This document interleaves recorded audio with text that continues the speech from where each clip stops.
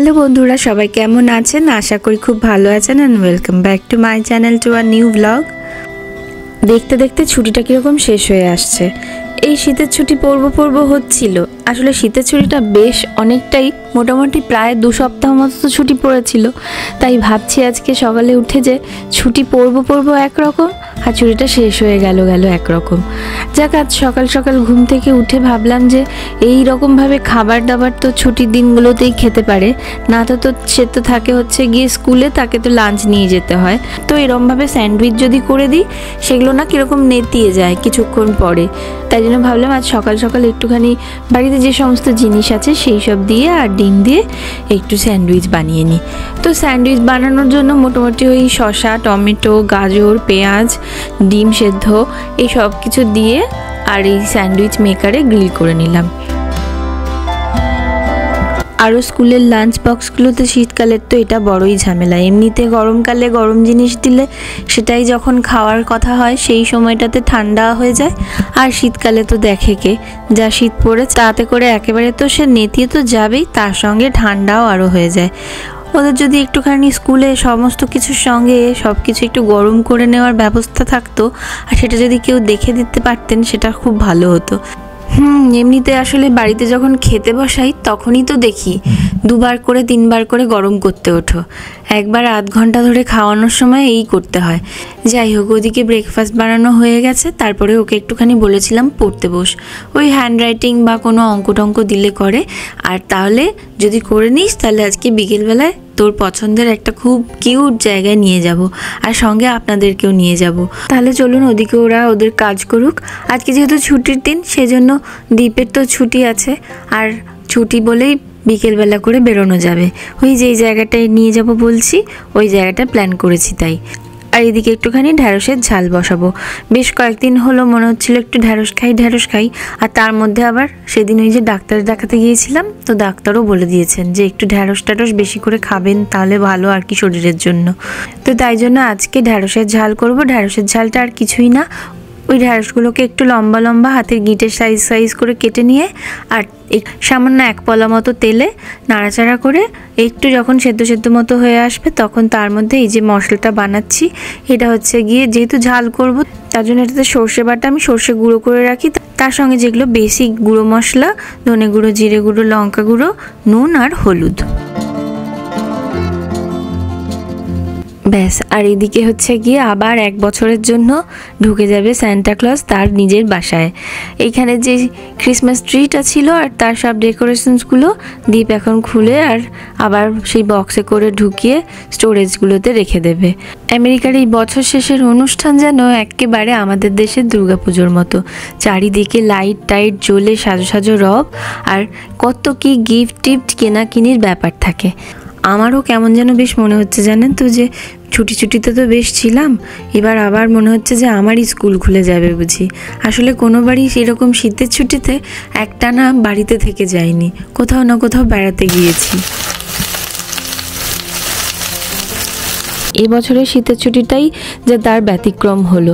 আসলে ওই আমেরিকা থেকে দেশে গেলাম, দেশে গিয়ে ইন্ডিয়াতে আবার পুরী গেলাম, তারপরে গিয়ে টুকটাক এদিক ওদিক বিষ্ণুপুর গিয়েছি, আমার মামার বাড়ি গিয়েছি, এই সমস্ত ঘোরাঘুরি। আর তার আগেও ধরুন আমেরিকাতে এইখানে ভার্জিনিয়ায় কয়েকটা জায়গায় ঘুরতে গিয়েছিলাম, ন্যাশনাল পার্কে গিয়েছিলাম।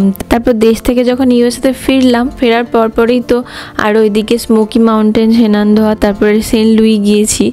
তো তার জন্য আর আমরা সেভাবে কিছু প্ল্যান করলাম না, যে কিন্তু জানেন তো বেশ লম্বাই ছুটিটা থাকে, কোথাও প্ল্যান করার থাকলে এই সময়টা একেবারে আইডিয়াল। ব্যাস, এদিকে আমার ঢ্যাঁড়সের ঝালটা তৈরি হয়ে গেছে, নামিয়ে আর রেখে দিই। এবার স্নান টান করে আসি, তারপরে গিয়ে বাকি কিছু করে আর খাওয়া দাওয়া সারবো।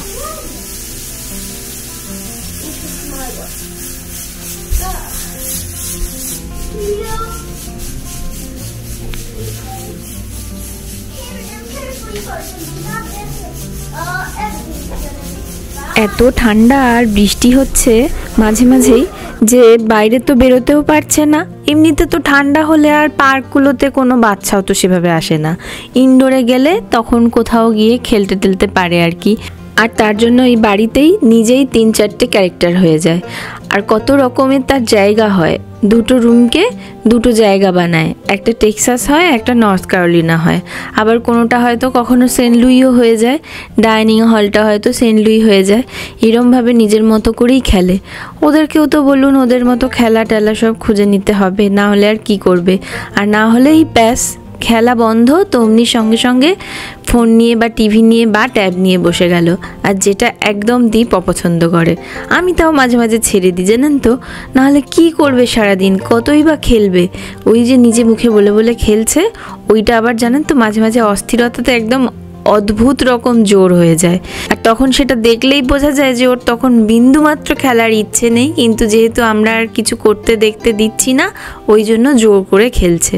তো যাই হোক, এদিকে আমার রান্না টান্না সমস্ত কিছু শেষ। এবার একটু ভাতটা বেড়ে নিই। আর যাব কোথায় জানেন তো, ওই এবার যখন দেশে গিয়েছিলাম তখন আমার বাবার বাড়িতে আর কি 2টো পোষা বেড়াল আছে না, আপনাদের কারোর পুরনো লাগে যদি মনে থাকে, যে ফুলটুসি বা ক্যাটকেটি বলে, মা আর তার মেয়ে। তো রন ওদেরকে খুব পছন্দ করতো। তো বাড়ি থেকে চলে আসার পরে আমেরিকাতে হঠাৎ একদিন মা খুব দুঃখ কষ্ট করে বলল যে জানিস ক্যাটকেটিটা কিভাবে মারা গেছে। তো তাই ভেবেছি যে কুকুর বেড়াল কোন দোকানে পাওয়া যায় এখানে, সেগুলো একটু দেখতে যাব। সো এই জাস্ট বেরোলাম আমরা। এইবার যাব হচ্ছে গিয়ে একটু বাজারে যাব। তো তার আগে একটা অন্য দোকানে যাব। তো যাই হোক, চলুন বেরোই, সমস্ত কাজ টাজ গুছিয়ে। এবার যা সময় হলো, বেশ আজকে একটু ওয়েদারটা খারাপ হয়ে গেছে, কারণ কালকে বৃষ্টি, সেজন্য আজকে এখন থেকে বৃষ্টি আর মেঘলা। এমনি তেমন কিছু না, এই ধরনের দোকান এখানে বেশ কিছু আছে, তবে এই দোকানটা মাঝে মাঝে এই রাস্তা দিয়ে যাতায়াতের সময় চোখে পড়েছে। কিন্তু আজকে যে এই দোকানটাতে কোনোদিনও ঢুকবো সেটা কখনো ভাবিনি, হঠাৎ মন গেল জানেন তো। এমনিতে যখন মা ফোন করে তখন মাকে রন খালি বলে যে উম্বা ক্যাটটা দেখাও, ক্যাটটা দেখাও। আর ওই মায়ের কাছে বিড়ালগুলো যখন সকালের দিকে থাকে কি রাতের দিকে যখন ফোন করে তখন থাকে, তখন মা প্রতিদিনই প্রায় নিয়ম করে হলে একবার করে বিড়ালটাকে দেখিয়ে দেয়। আমরা চলে আসার পরে আবার জানেন তো ওর আর একটা বাচ্চাও হয়ে গেছে, মানে মারা গেছিল একটা, তার জায়গায় আবার জায়গাটা পূরণ করে দিতেও এসেছে আর একজন। তো যাই হোক, সেই জন্যই আজকে এইখানটায় ভাবলাম যে যাই, তাহলে ও অনেক দিন ধরে বলছে, তো গিয়ে দেখি। এই যে আমরা সেই কদিন ধরে অপেক্ষা করে আছি। কোথায় যাব মামা আমরা এখন? কোথায় যাবে? পেটল্যান্ডে? ও বাবা, ডগি দেখতে যাবে। কয়েকদিন ধরে বলছে, জানেন তো, সকাল থেকে যেমন বললাম যে কুকুর আর বিড়াল দেখার খুব ইচ্ছে হয়েছে, মানে নেওয়ার আর কি। তো চলো এখন ঢুকি দোকানে। এই যে দোকানটায় পৌঁছে গিয়েছি, পেটল্যান্ড নাম দোকানটার। এখানে তো আবার ম্যাক্সিমামই এরকম চেন সিস্টেমের দোকান হয়, মানে পেটল্যান্ড যে ধরুন এই একটাই দোকান তা নয়, এর অনেকগুলো চেন আছে।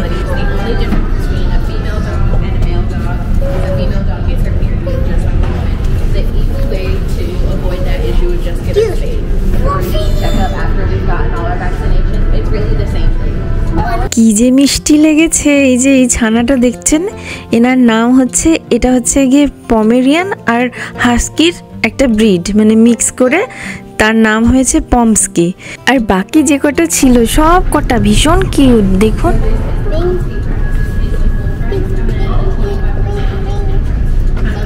এই যত কটা ছানা এখানে ঘুরে বেড়াচ্ছে এই কয়েকটাই আছে। যদি কেউ কিনবো বলে মনে করে আর কি, তাহলে এই যাদের যাদের এখানে দেখতে পাওয়া যাচ্ছে সেই কটার মধ্যেই পছন্দ করে নিতে হবে। এখানে ওনাদের কোনো অর্ডার সিস্টেম নেই আর কি, যেটা বললেন যে আমার যদি মনে হয় যে আমি এই ব্রিডের একটা নেব তখন আমি অর্ডার করে দেব, তো সেটা ওনাদের হয় না।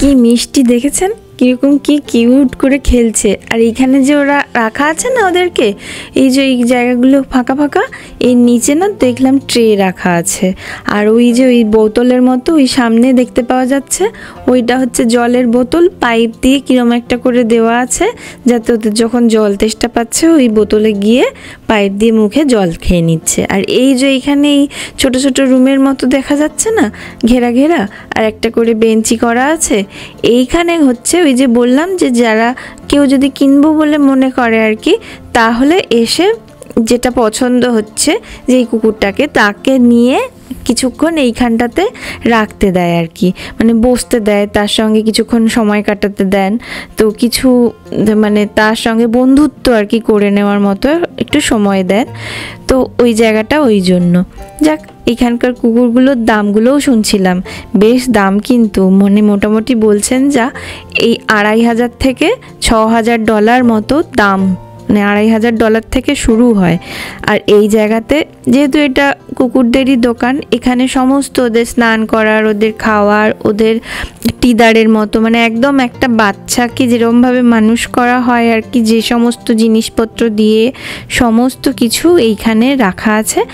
আবার দামগুলো ভ্যারি করে কি প্রজাতির কুকুর নিচ্ছি, তারপর কত ছোট কত বড়, গায়ের রং কালার, এই সমস্ত কিছুর ওপরেই দামগুলো ভ্যারি করে।